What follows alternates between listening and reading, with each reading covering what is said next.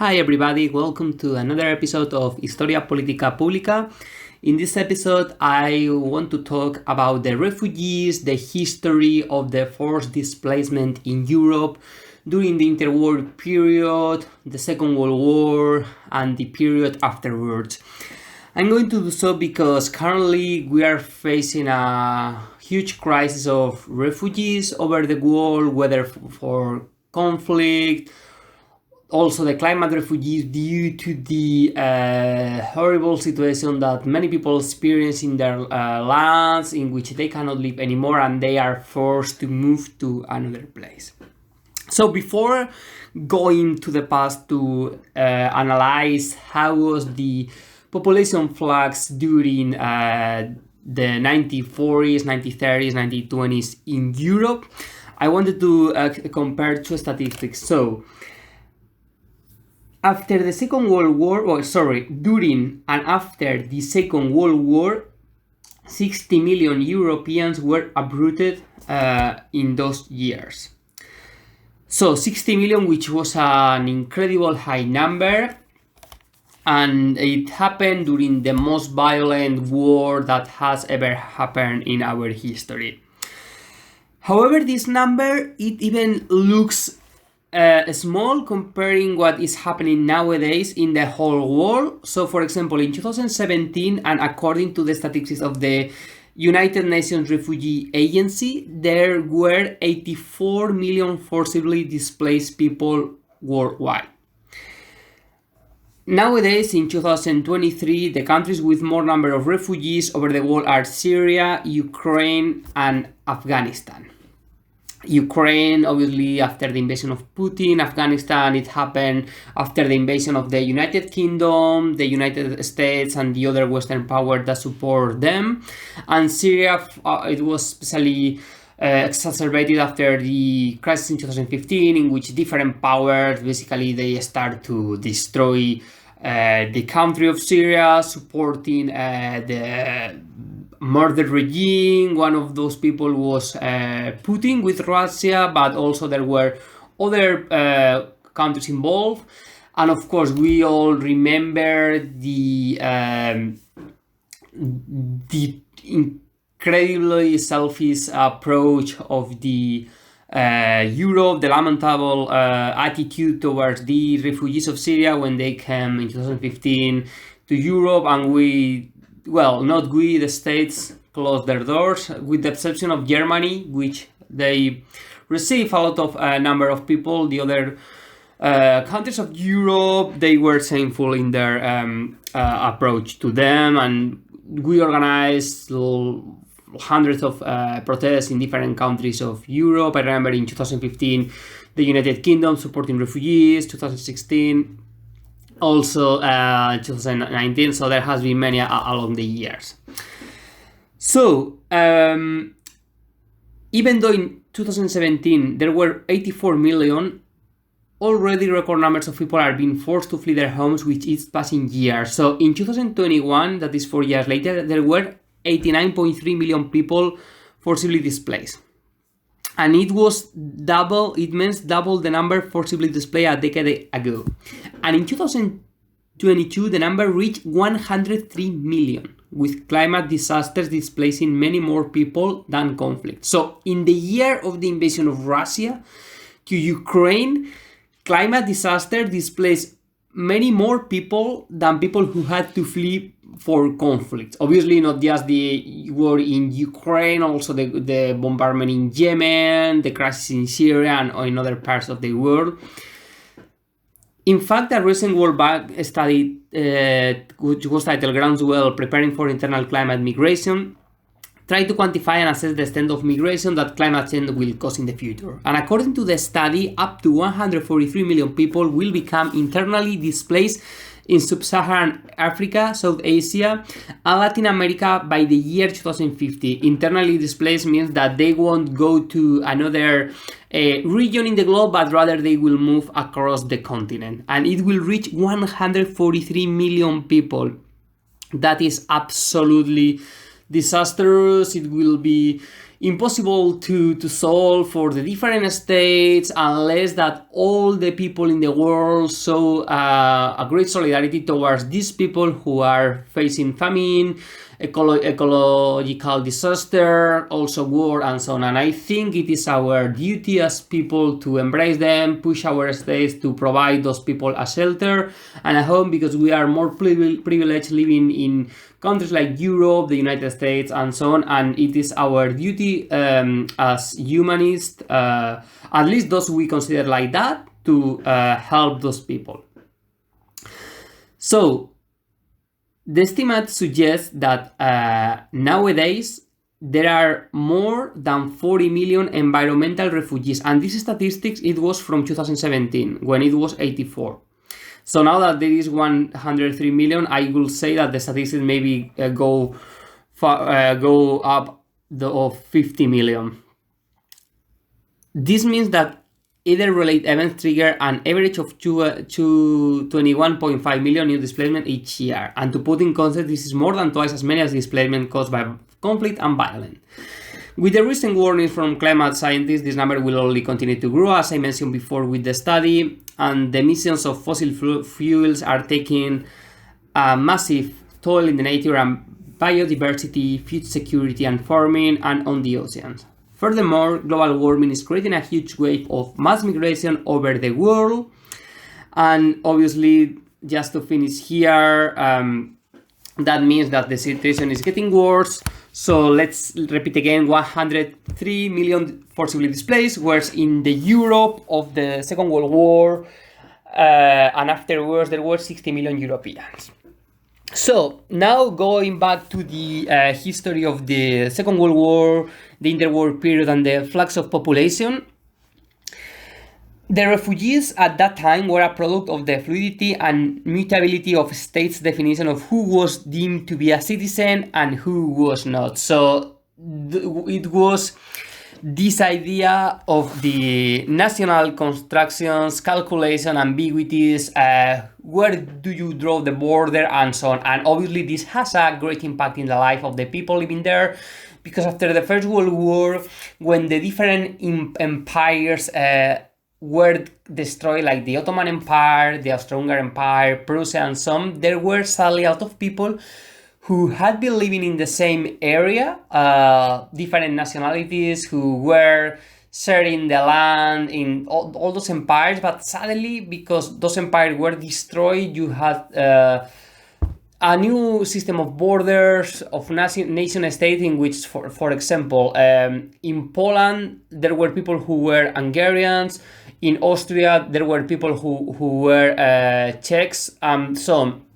And this created a huge climate of displacement, because the governments of the new states forced those people to flee. So you had a constant flux of people during the interwar period, which was very violent at that time. Also, the far-right elements take advantage of this situation of different people moving around to blame on them of the crisis of the 1920s. And obviously, that was exacerbated after 1929, the crash in New York.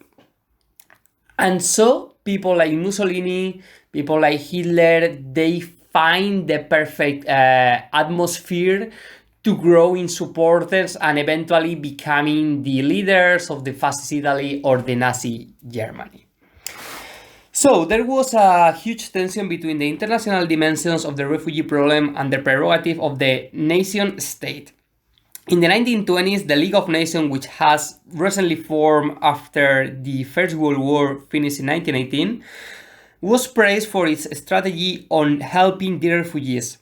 However, in the 1930s, there emerged restrictive refugee policies over Europe, and this was the scientific management of the population. The war, it sounds as bad as it really was.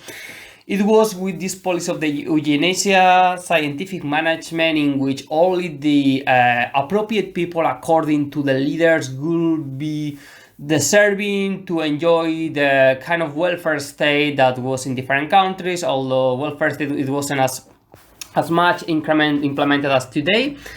But this did not happen just in Germany. Obviously, in Germany, it was the exaggeration of the most atrocity thing, but this scientific management, it happened in the United Kingdom, in France, in the Soviet Union, in Poland, in Germany, in Italy, basically in all the places over Europe.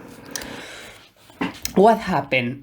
That after the Second World War, there was a willingness to cooperate, and it was this agency of the United Nations to support the refugees, which started to gain some allies, and it seemed that the different nations were working to help each other to settle the refugees. However, with the start of the Cold War, and especially during the 1950s, there was a restriction of free movement again. There was an erection of symbolic barriers. So, to sum up, we will say that there was a system of restriction of the refugees from during the interwar period until the Second World War. After, there were a few years in which, after the Allies won the war, there was a willingness to cooperate and transfer different refugees. But that ended drastically during the Cold War. However, there was an important aspect of that time that helped the refugees to move to another countries to look for shelter, even though there was more restriction, and this was their help on the economy of the different countries, because economic buoyancy lessened residual hostility to refugees. Because as potential immigrants, they were considered as people who could be incorporated in the labor market. At that time, there was a need to reconstruct the cities that had been destroyed during the Second World War. Those people, obviously, they were desperate, so they probably will be willing to accept any condition in order to have a house, have a life in another place. So the state took advantage of them, and they were fundamental in order to reconstruct the countries. In the United Kingdom, there is the Windrush Generation. Windrush was the name of the boat who went from the Caribbean to the shores of the United Kingdom.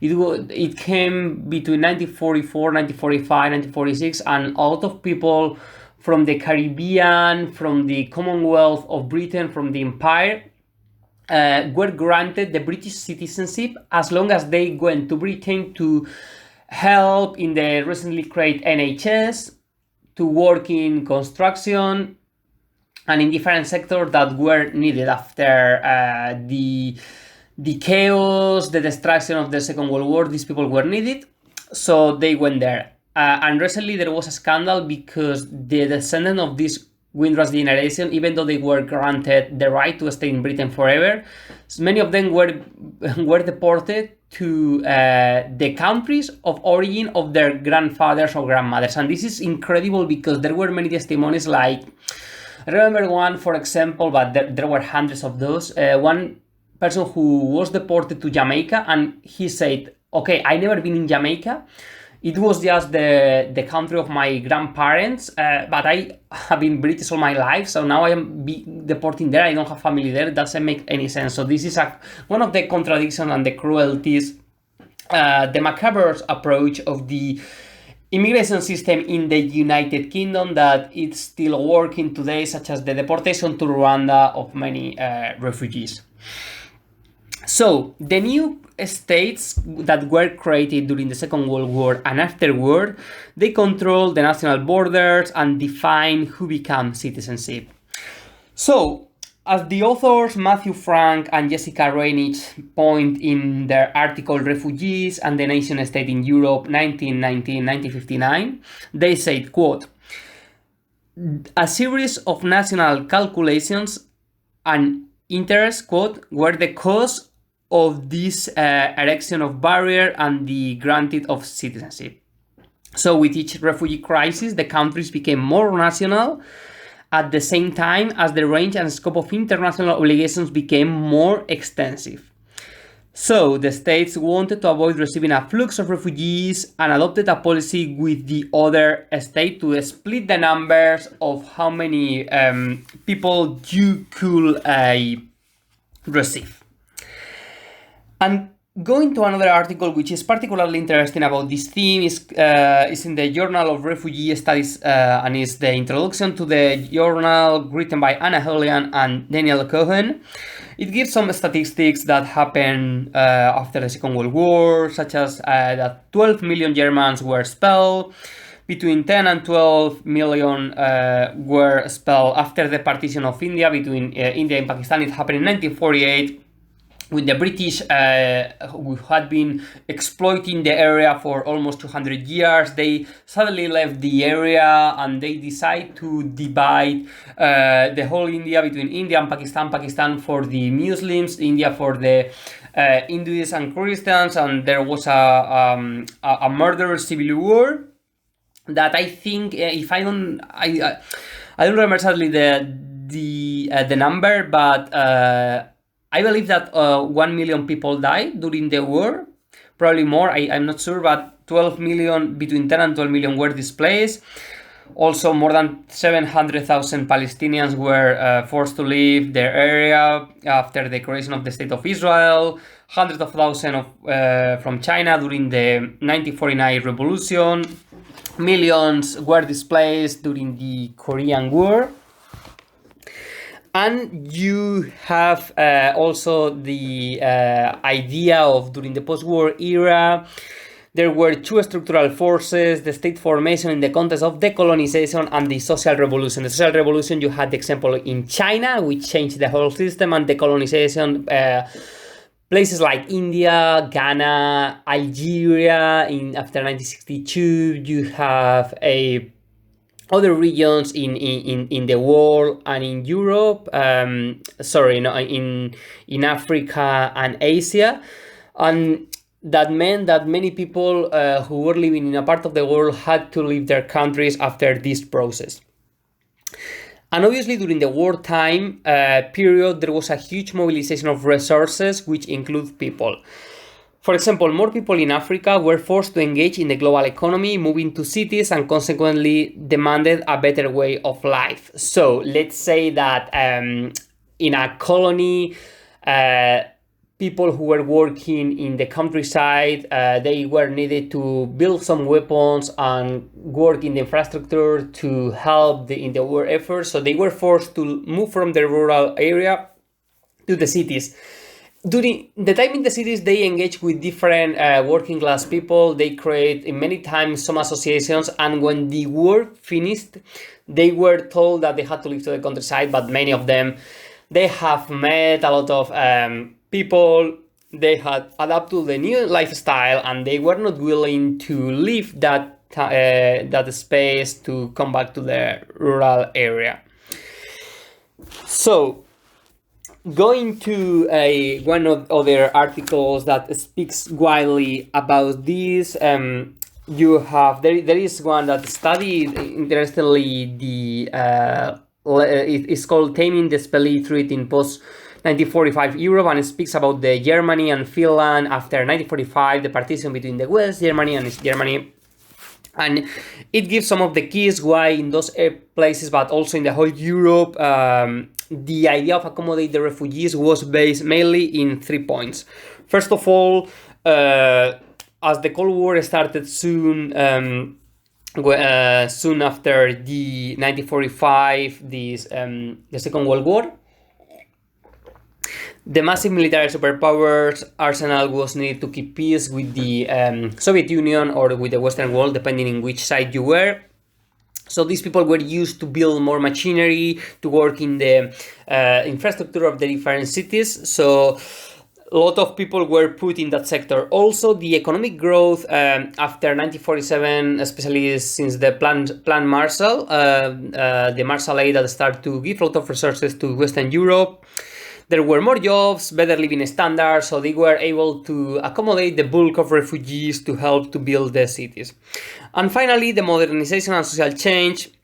It was important, the sociological aspect. As migrants went to rebuild the cities in mass, there was a new mixture an abandon of the older traditions for a new dynamic society, new interaction. This is very clear in places like London. After 1945, people from India, from Jamaica, other Caribbean countries, from Australia and so on, they started to move to the United Kingdom. Many of them, they were based in London, in Birmingham, Liverpool, other cities, and this created a huge mixture of multiculturalism that we can see nowadays as in London. For example, not just in the culture of the different people, we see churches, we see like the mosques, churches, different religions are accommodating the place. Also from that to the different areas that they have their own image from people who build them. Also, even you had like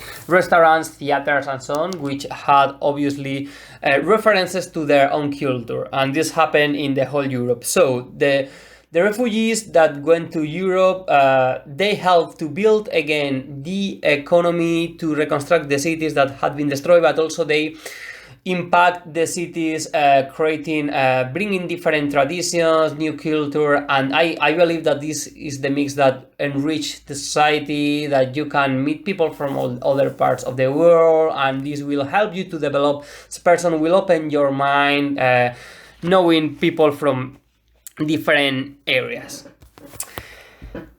At the same time, for example, in the cases of Germany and Finland, there was an interesting thing that West Germany, for example, adopt a policy of open borders to the people who wanted to go there, and even include them as representative in the broader political process. But this also nurtured moderation and restraint. So as these refugees were integrated within the state, they were forced to moderate their demands in West Germany.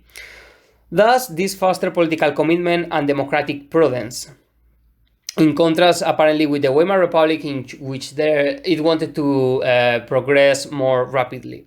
This happened also, interestingly, in Mexico after the Spanish Civil War.